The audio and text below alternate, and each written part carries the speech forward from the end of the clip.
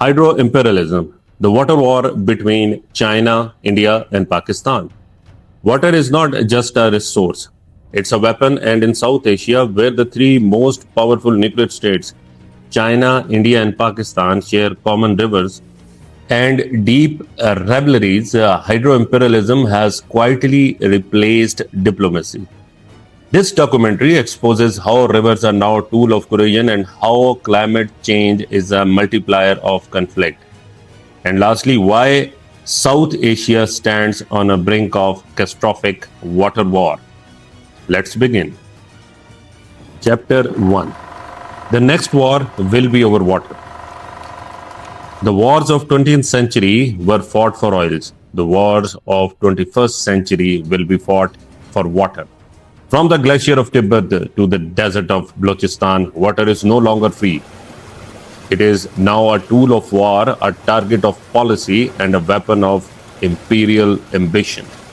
Three nations, three nuclear powers, one water crisis.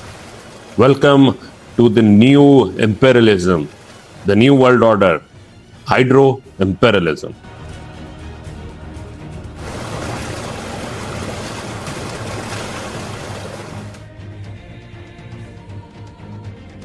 Chapter 2. The Himalayan Lifeline.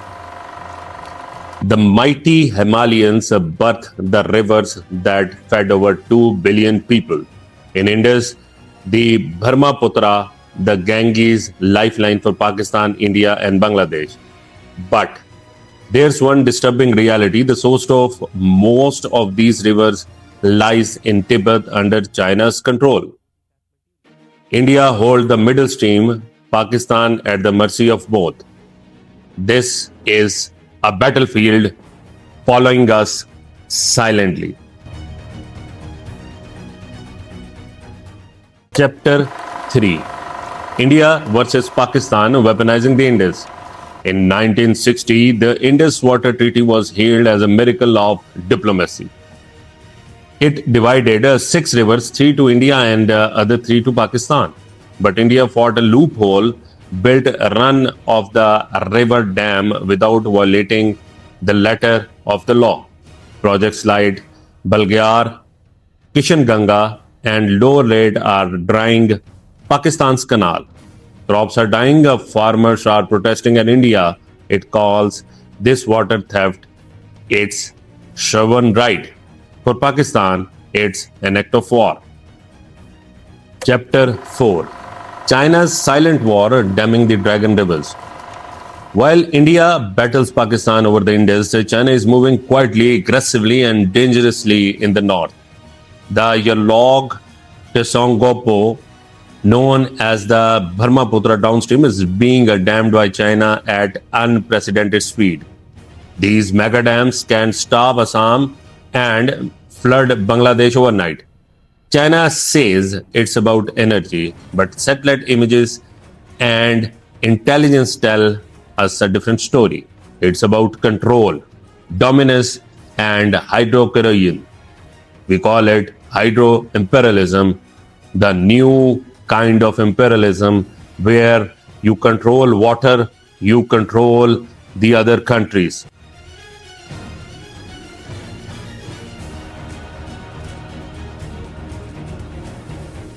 Chapter 5. CPEC, Dams and the Double Front Strategy.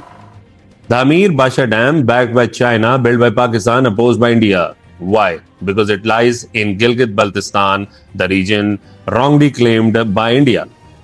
But this is more than territorial, it's hydrostrategic warfare. While China chokes Brahmaputra in the east, Pakistan secures its Indus in the west. India is trapped.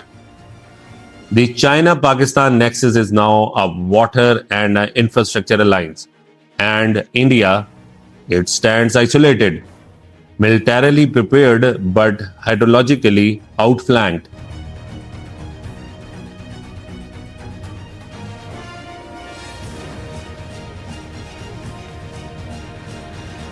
Chapter 6.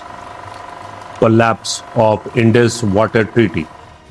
After the Uri attack, India threatened to tear the treaty. The message to the Pakistan was clear.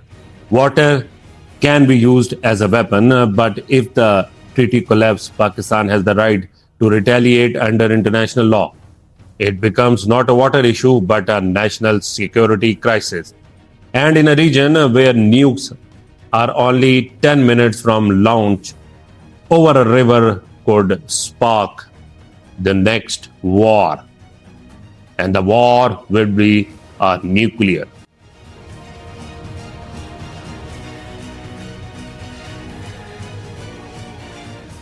Chapter 7, Hydro-Nuclear Flashpoint.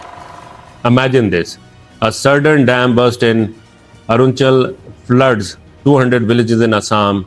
Karachi water supply is cut off. A drone strike hits a hydro plant in Gilgit. Now imagine three buttons: nuclear, real, and ready. Climate change is speeding up, glaciers melt. Tensions are high. Miscalculations are fatal.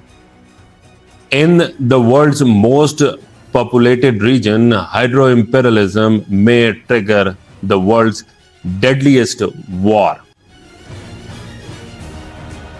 Chapter 8, Gateway to Hell or Cooperation. The rivers of South Asia have given life for centuries, but if misused, they can bring death, famine, and war. The time to act is now. India, China, Pakistan must build not just dams but dialogue, or else the next war will not be over borders. It will be over taps, canals, and rivers. And the graves will be dug by water itself. This is not just a South Asian crisis. It's a human survival crisis. You were warned. This is Mr. Bravo, and you are watching Global Affairs Tonight. Stay tuned, stay informed, stay alert, and stay awake before the rivers run red. Subscribe.